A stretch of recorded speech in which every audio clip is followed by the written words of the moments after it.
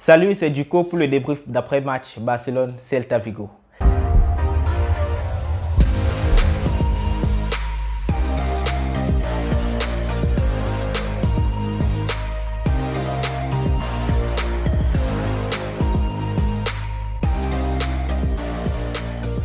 Tout d'abord, avant de commencer cette vidéo, j'aimerais vous remercier pour vos retours, pour vos réactions après ma première vidéo du débrief Barcelone-Villarreal.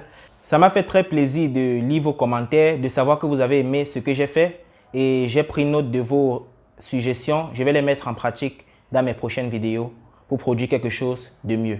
Rappelons qu'avant ce match, le Barça n'avait plus gagné au stade Balaidos de Celta Vigo depuis le 5 avril 2015. Ainsi donc, les Blaugrana viennent avec l'intention de briser une malédiction qui dure déjà depuis 4 ans. Et Koeman nous propose la même formation avec les mêmes joueurs alignés lors du dernier match face à Villarreal. Et je trouve, à mon avis, que c'est déjà une bonne chose car on commence à voir une équipe type se dessiner. Et je pense à titre personnel que 2 joueurs doivent être remplacés dans cette formation, à savoir Griezmann et Sergi Roberto. Car on a vu toujours, comme le match passé, un Barça toujours pencher son jeu vers la gauche.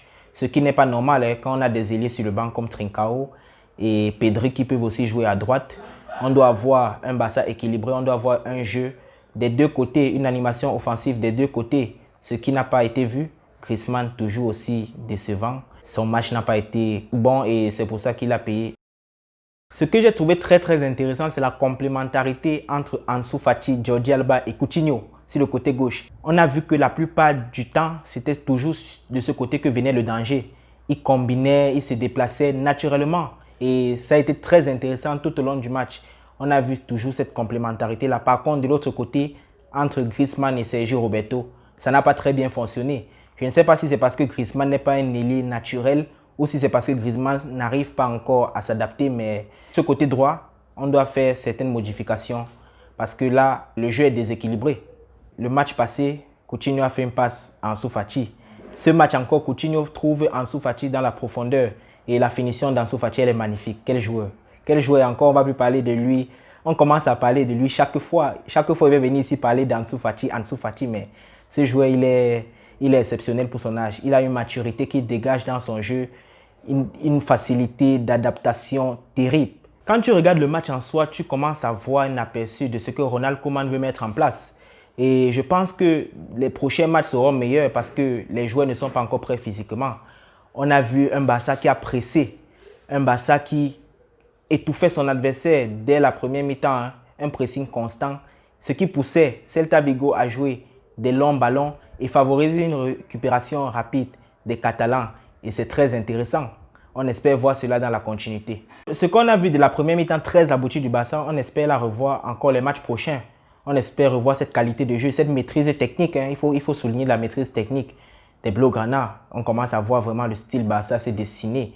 Et avec le temps, je pense que Koeman va perfectionner de plus en plus ce style de jeu qui se dessine déjà. C'est très intéressant pour nous. En deuxième période, les Catalans sont venus avec une nouvelle disposition tactique. Ils sont venus en 4-4-1. Ils ont attendu de se créer des occasions vu qu'ils étaient en infériorité numérique. Ils ne pouvaient pas repartir sur les mêmes bases de la première période. Ils ont donc laissé le jeu à Celta Vigo qui s'est d'ailleurs procuré plusieurs occasions où ils auraient pu inscrire au moins un but. Et Neto, vraiment, sur ce coup, il a félicité car il a fait de très bonnes parades. Il a rassuré la défense et c'est vraiment important d'avoir 2 gardiens qui peuvent se substituer. C'est-à-dire quand l'autre est absent, l'autre peut le remplacer et l'autre peut toujours apporter de bonnes choses.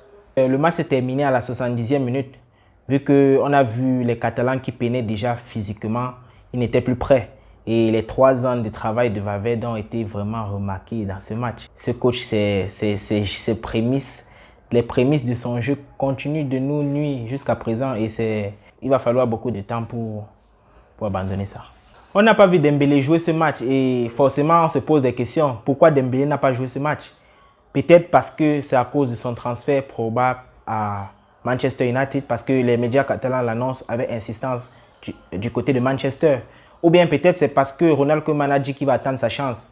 Il a trouvé des performances d'Ansu Fati, les derniers matchs très intéressantes et il a préféré miser sur Ansu Fati que Dembélé. Et si c'est ça, c'est que Dembélé, en fait, c'est mal parti pour lui. Parce que je ne vois pas détrôner Ansu Fati. Ansu Fati est parti d'une bonne dynamique. Il est en confiance, il marque des buts. Ses performances sont bonnes jusqu'à preuve de contraire. Donc ça va être vraiment compliqué pour le Français.